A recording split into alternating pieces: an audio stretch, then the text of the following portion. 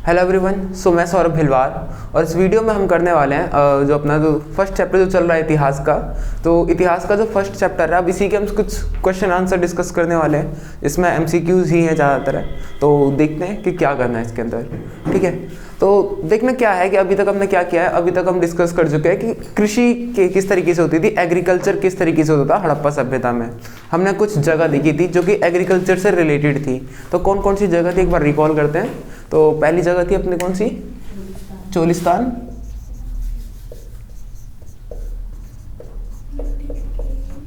दूसरी थी बनावली। तीसरी थी कालीबंगन।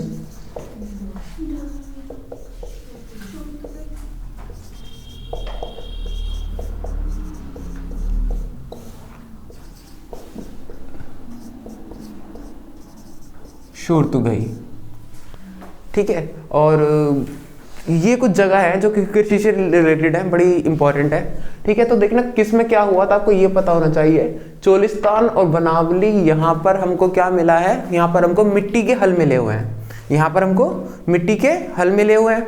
अब ये मिट्टी के हल क्या होते हैं, अब मिट्टी के हल मतलब कैसे बनाए गए, खिलौने के रूप में, लाइक है ना, कि बच्चों को खेलने के लिए बनाए गए।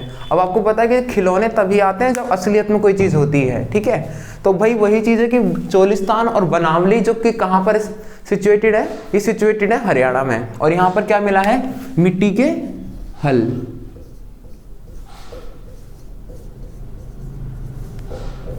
मिट्टी के हल मिले हैं चोलिस्तान और बनावली में। ठीक है, और ये हरियाणा में स्थित है, ये ध्यान रखिएगा।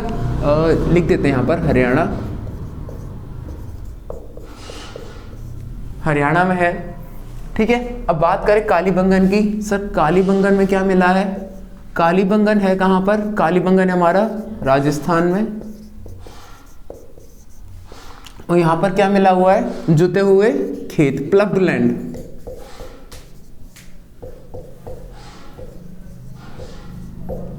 ठीक है ना। अब कालीबंगन से एक सवाल और आ जाता है, वो पूछते हैं कि भाई कालीबंगन का मतलब क्या है। ठीक है ना, कालीबंगन का अर्थ क्या है, मीनिंग क्या है। तो कालीबंगन का जो मीनिंग है ना, इसका मतलब है काली चूड़ियाँ।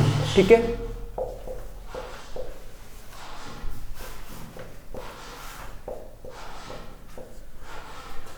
ठीक है, तो चलो भाई कालीबंगन का मतलब क्या है, काली चूड़ियाँ कहाँ पर स्थित है, राजस्थान में स्थित है। क्या मिला है यहाँ पर, जुते हुए खेत मिले हैं। ठीक है, हरियाणा के अंदर चोलिस्तान और बनावली, यहाँ पर मिट्टी के हल मिले हैं, खिलौने। ठीक है, धौलावीरा, धौलावीरा में क्या मिला हुआ है, धौलावीरा में हमको मिला है जलाशय। जलाशय मतलब क्या होता है,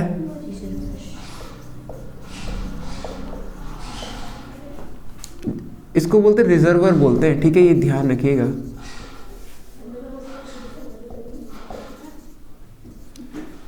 जलाशय कहाँ मिला है, धौलावीरा में। और ये है कहाँ पर, ये हमारा गुजरात में। मैप के पर्पज से भी इंपॉर्टेंट हो जाता है ये, वो मैप में पूछ लेता है कि भाई ये चीज़ कहाँ मिली है। तो इन सब की लोकेशन आपको, ये सब की लोकेशन याद होनी चाहिए, हरियाणा, राजस्थान, गुजरात। ठीक है, फिर इनकी लोकेशन तो आराम से याद कर लेंगे, कोई दिक्कत है नहीं। क्योंकि फिर हमें ये याद करना होगा ना कि शोरतुगई कहाँ पर है, कालीबंगन कहाँ पर है। अगर राजस्थान आपको पता है कि कहाँ पर है, कोई यदि आपको बता भी दे, वहाँ पर चीटिंग थोड़ी बहुत हो भी जाती है कि भाई राजस्थान में, तो आप लगा सकते हो ईजिली। ठीक है, बात करते शोरतुगई। ये है हमारा अफगानिस्तान।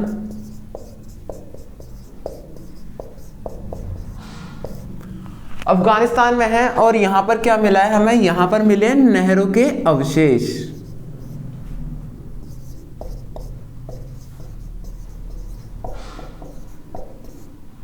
ठीक है, अब ये यहाँ पर दो चीजें मिली है कि हड़प्पा सभ्यता में लोग सिंचाई करने के लिए, इरिगेशन करने के लिए दो चीजों का इस्तेमाल करते थे। इसका नहर का भी करते थे, ठीक है ना, और इसका जलाशय का भी करते थे। तो कुछ लोग कहना चाहते हैं कि जो नहर मिली है ना सर, नहर पता कैसे बर्बाद, मतलब किसी अच्छी कंडीशन में नहीं मिली है। कि नहर ना जब काफी ज्यादा पुरानी हो जाती है, उसकी सफाई नहीं की जाती, तो वो कवर हो जाती है। तो जब उसमें पानी नहीं चलेगा तो फिर क्या होगा, फिर भाई पानी नहीं पहुंच पाएगा आगे तक। तो पानी नहीं पहुंच पाता था, इसलिए बाद के लोगों ने क्या बनाए, जलाशय यानी रिजर्वर्स बनाना शुरू कर दिया था। ठीक है, तो इसमें कोई दिक्कत होनी नहीं चाहिए। कृषि से संबंधित है, हड़प्पा सभ्यता की कुछ महत्वपूर्ण जगह है, ये ध्यान रखिएगा। ठीक है, हड़प्पा सभ्यता में के अंदर कृषि से संबंधित जो महत्वपूर्ण जगह है वो है हमारी ये वाली। ठीक है, इसमें तो दिक्कत है नहीं है। चलिए आगे चलते हैं। अब एक आपने सुना होगा अवतल चक्की, ठीक है, अवतल चक्की, इसके बारे में ये थोड़ी सी इंपॉर्टेंट है। इसके बारे में इसका वर्णन कौन करता है, सवाल आता है एमसीक्यू के अंदर कि अवतल जो चक्की है, ठीक है, जो आपने चक्की पता होगा चक्की क्या होती है, तो वो जो अवतल चक्की है ना, इसका जिक्र किसने किया है और ये कैसे बनाई जाती थी, उसके बारे में बात हो रही है कि अवतल जो चक्की है वो इसका जिक्र किसने किया है। अवतल चक्की का जो जिक्र किया है वो किसने किया है, वो किया है अर्नेस्ट मैके।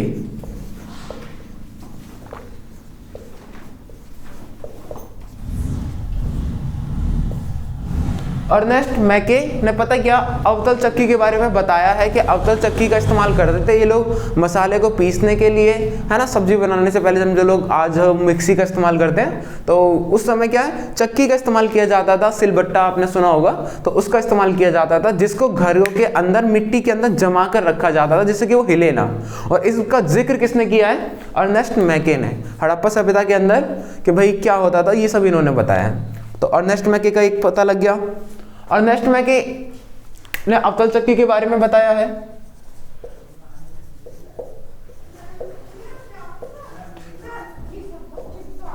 और अगर हम बात करें, इन्होंने जल निकास प्रणाली के बारे में भी यही बताते हैं, जल निकास प्रणाली, जल निकास प्रणाली के बारे में भी यही बता रहे हैं, अवतल चक्की के बारे में भी यही बता रहे हैं। मतलब समझ जाइएगा ये अंकल इंपॉर्टेंट है काफी ज्यादा, ठीक है ना, क्या पता पूछ ले आ जाए, है ना, कुछ पता तो है नहीं है, और वैसे भी पता होना चाहिए अर्नेस्ट मैके, ठीक है ना, क्योंकि ये तो भाई काफी ज्यादा इंपॉर्टेंट है, यहाँ से लॉन्ग क्वेश्चन भी आता है, ठीक है, अभी करवाएंगे इसको लॉन्ग क्वेश्चन को भी, ठीक है। तो ये जल निकास प्रणाली है, इसका जिक्र किसने किया है, अर्नेस्ट मैके ने, ठीक है। तो इन दोनों का होपफुली कि ये तो क्लियर है यहाँ तक, इसमें कोई दिक्कत नहीं है। तो अब एक बार थोड़ा सा ये भी देख लेते हैं ना कि भाई दो बड़े शहर हैं हड़प्पा सभ्यता में, हड़प्पा सभ्यता के, हड़प्पन सिविलाइजेशन के दो बड़े शहर कौन कौन से हैं, ठीक है ना। हड़प्पन सिविलाइजेशन के दो बड़े शहर कौन कौन से हैं, हड़प्पन सिविलाइजेशन के दो बड़े शहर हैं, पहला है हड़प्पा और दूसरा है मोहनजोदाड़ो, हिंदी में बोलते हैं मोहनजोदड़ो।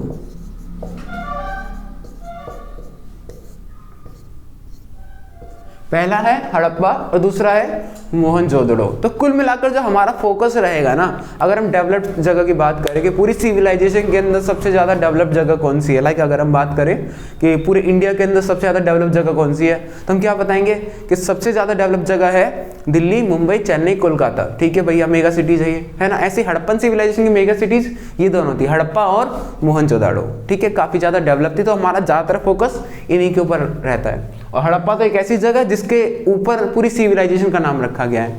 कारण आपको पता ही होगा कि सर क्यों रखा गया हड़प्पन सिविलाइजेशन का नाम हड़प्पन सिविलाइजेशन, ठीक है ना, क्योंकि इसकी शुरुआत जो एक्सकवेशन में जो पहला शहर निकला था वो हड़प्पा ही था, ठीक है। चलिए इसमें तो दिक्कत है नहीं।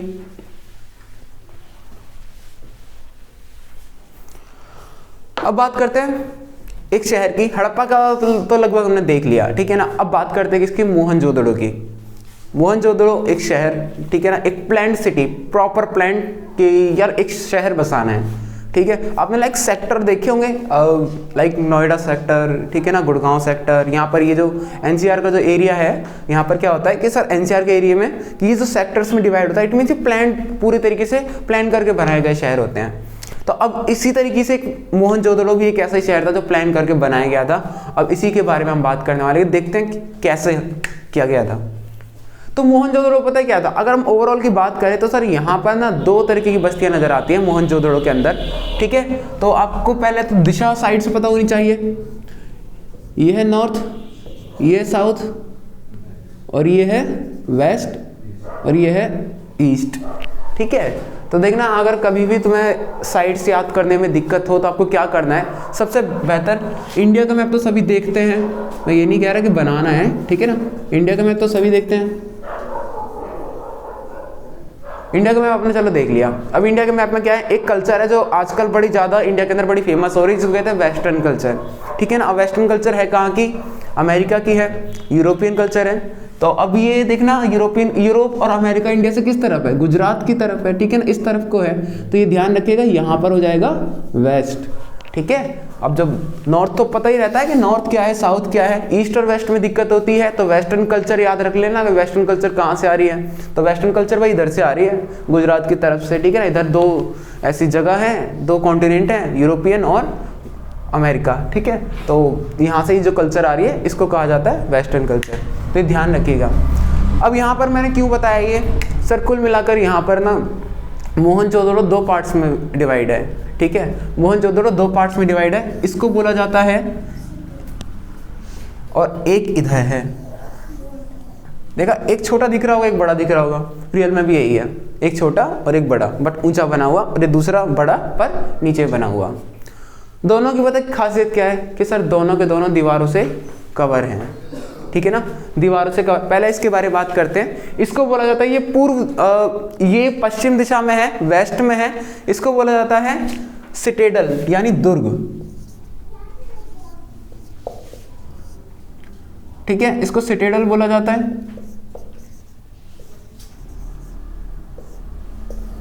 दुर्ग बोला जाता है इसको, ठीक है।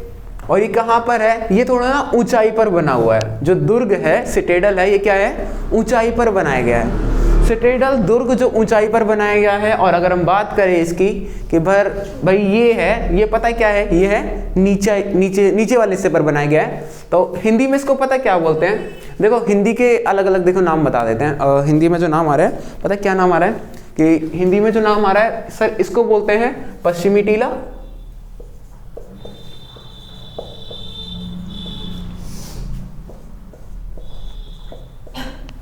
इसको बोला जाता है पूर्वी टीला। अभी बस्ती भी कह सकते हो, कोई दिक्कत नहीं है, पश्चिमी बस्ती, ठीक है ना, पूर्वी बस्ती। भाई ये पश्चिम में स्थित है इसलिए पश्चिमी टीला बोलते हैं, ये पूर्व में स्थित है तो ये पूर्वी टीला बोलते हैं। अब यहाँ पर एक चीज बड़े जो काम की आ जाती है, वो आपके काम की क्या चीज आती है कि सर जो पश्चिमी टीला है, ठीक है, ये जो पश्चिमी टीला है ये छोटा है और दीवारों से कवर है, ऊंचाई पर बनाया गया है, यहाँ पर कम लोग रहते हैं, ठीक है, यहाँ पर कम लोग रहते हैं और इतना ऊंचाई पर बनाया गया है कि जिससे कि अलग, थोड़ा सा अलग, लाइक जिसे कहते हैं ना कि अलग से चमक जाना, अलग से दिख जाना, तो ये अलग से दिख जाता है और ये थोड़ा सा नॉर्मल ऑर्डिनरी हो जाता है। तो ये जो मोहनजोदड़ो है, मोहनजोदड़ो में क्या है कि मोहनजोदड़ो का जो सिंपल सा लेना देना क्या है कि भैया मोहनजोदड़ो के अंदर, ठीक है, जितने भी घर बने हैं, बड़े बड़े घर बने हैं, ठीक है ना, तो वहां से नजर आता है कि यहाँ पर शायद प्रॉस्परस लोग रहते हैं और यहाँ पर बाकी जो सोसाइटी के अंदर जो लोअर कास्ट हो गया, जो मतलब जो भी लोग रहते हैं वो रहते होंगे। मतलब पूरी हड़प्पन सिविलाइजेशन के अंदर सबसे ज़्यादा जो डेवलप लोग थे, जो सबसे ज़्यादा डेवलप जगह थी वो थी मोहनजोदाड़ो, और वो कहाँ रहते थे, वो इधर रहते थे, ठीक है ना, पश्चिमी टीले के अंदर, पश्चिमी बस्ती के अंदर, ठीक है ना, वेस्टर्न सेटलमेंट सिटेडल के अंदर।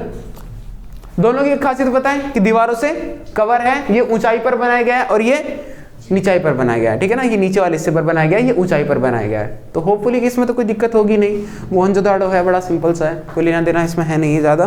तो इनमें पूछ लेता है कि भाई कौन सा ज़्यादा विकसित था, पश्चिमी टीला ज़्यादा विकसित था या पूर्वी टीला, ठीक है ना। तो एमसीक्यू के पर्पज से ये थोड़ा इंपॉर्टेंट हो जाएगा कि मोहनजोदाड़ो में कौन सा टीला ज़्यादा विकसित था, तो पूर्वी टीला ज़्यादा विकसित था या पश्चिमी टीला। तो सिंपल सी बात है, पश्चिमी टीला ज़्यादा विकसित था और अगर पूर्वी टीला कम विकसित था। और यहाँ पर कौन से लोग लगभग रहते होंगे, तो यहाँ पर ब्यूरोक्रेट्स लोग रहते होंगे, यानी नौकरशाही, ठीक है ना, जो भी लोग शासन के अंदर गवर्न करते हो, ठीक है ना, जो भी रूल करने के लिए हेल्प करते हो, उनको कहा जाता है पूर्वी टीला, पश्चिमी टीला, ठीक। ये लोग पश्चिमी टीले के अंदर रहते थे, ठीक है। अब इसको बनाने में काफ़ी ज़्यादा मेहनत लगी थी, क्योंकि इसको बनाने के लिए पहले क्या बेस बनाया गया, ठीक है ना, पहले बेस बनाया गया, लाइक हम जो बेस बनाते हैं, बेस बनाने के बाद उसके ऊपर इसका निर्माण हुआ है, इसलिए ये ऊंचा है। ये नहीं कि ये पहाड़ पर है इसलिए ऊंचा है, ठीक है, इसको पहले ऊंचाई पर ही बनाया गया, पहले बेस बनाया गया, उस बेस के ऊपर इसका निर्माण किया गया है और इसको फिर चारों तरफ से दीवार में घेरा गया है, बढ़िया सड़कें बनाई गई हैं, तो इसलिए थोड़ा सा ना इम्पॉर्टेंट हो जाता है। तो इसमें तो कोई दिक्कत होनी नहीं चाहिए। अब यहाँ पर क्या बचता है सर, अब यहाँ पर ही कहना चाहते हैं कि यहाँ पर किसका इस्तेमाल हुआ है, यहाँ पर ना पकी ईंट का इस्तेमाल हुआ है, ठीक है ना, बेक्ड ब्रिक्स का इस्तेमाल हुआ है, ठीक है। तो ये एक बड़ी अच्छी खासियत है, ये ध्यान रखिएगा, ये विशेषता है हड़प्पन सिविलाइजेशन की एक, ठीक है ना। कौन सी विशेषता है कि बेक्ड ब्रिक्स,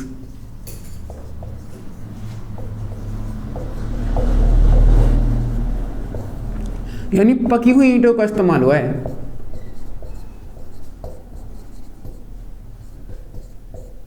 पकी हुई ईंटों का इस्तेमाल हुआ है, ठीक है। पकी हुई ईंटें मतलब, और जिनकी लंबाई कहा जाता है कि जिनकी चौड़ाई, ठीक है ना, जिनकी चौड़ाई कितनी 2, अच्छा हाँ रेशियो में लिख देते हैं बेहतर है, मतलब 4:4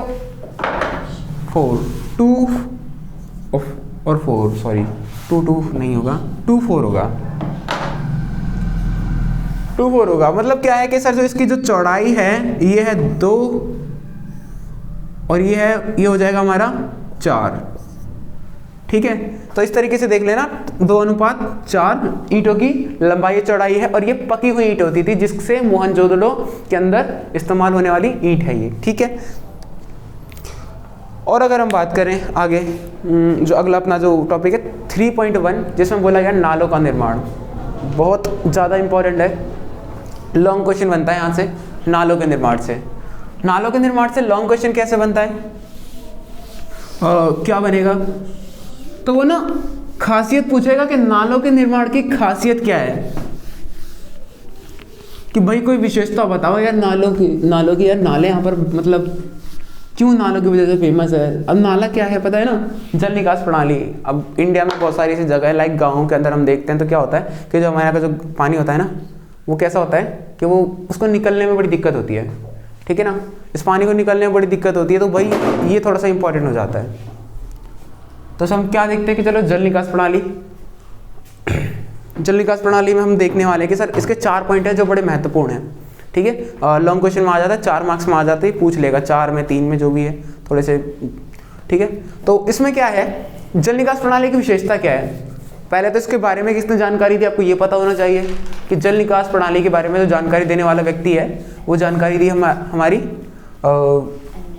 अर्नेस्ट मैके, ठीक है ना। अर्नेस्ट मैके वो व्यक्ति है जिसने हड़प्पन सिविलाइजेशन की जो जल निकास प्रणाली है, ड्रेनेज सिस्टम है, इसके बारे में बताया, ठीक है। तो इसका पहला 1 नंबर का जो MCQ में बनता है वो बनता है कि भाई जो जल निकास प्रणाली है ये किस पैटर्न में बनी हुई थी, तो आपको ये बताना है ग्रिड पैटर्न में,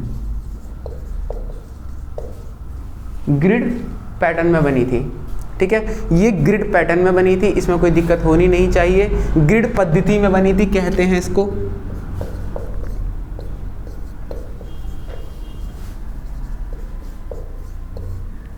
ग्रिड पद्धति में बनी थी, ग्रिड पैटर्न में बनी थी। चलिए यहाँ पर कोई दिक्कत है नहीं है। अब अगला चलते हैं, फिर ये कहना चाहते हैं कि सर ये तो 1 नंबर का MCQ है, ठीक है ना। MCQ के अंदर भी भाई अब ये जो आंसर है ना, तो पहला जो पॉइंट डालते हैं ना कि भैया right the features of Harappan drainage system, ठीक है ना, ये किस तरीके से इंपॉर्टेंट थी, फेमस थी, बड़ी प्रचलित थी।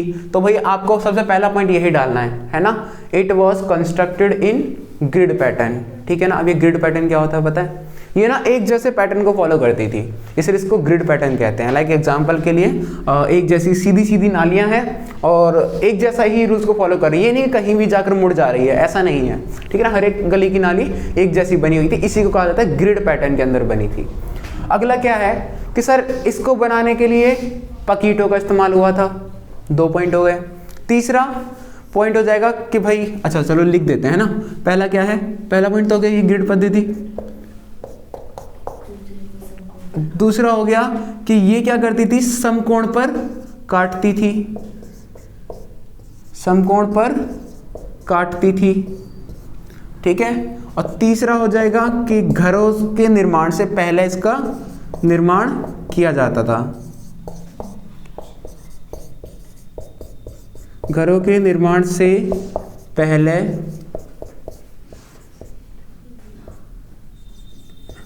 नालियों का निर्माण किया जाता था, ठीक है। और 4th हो जाएगा हमारा कि भाई ये जो नालियां हैं, ठीक है,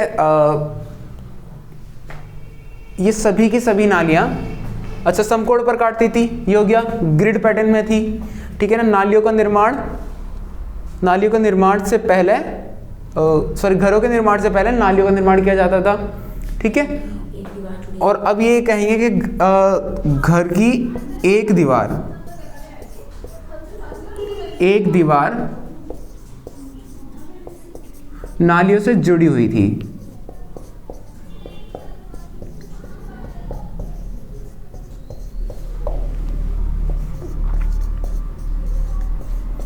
घर की एक दीवार नालियों से जुड़ी हुई थी, कहने का मतलब क्या है कि जो घर की एक दीवार है वो नालियों से जुड़ी हुई थी, जिसके तहत एक पाइप आता था, वो पाइप सीधा नालियों में जाता था, ठीक है। और अगर पांचवा पॉइंट अगर आपको डालना हो और इम्पोर्टेंट है, शायद आपकी बुक में ये नहीं मिलेगा, है ना, यहाँ की नालियाँ ढकी होती थी,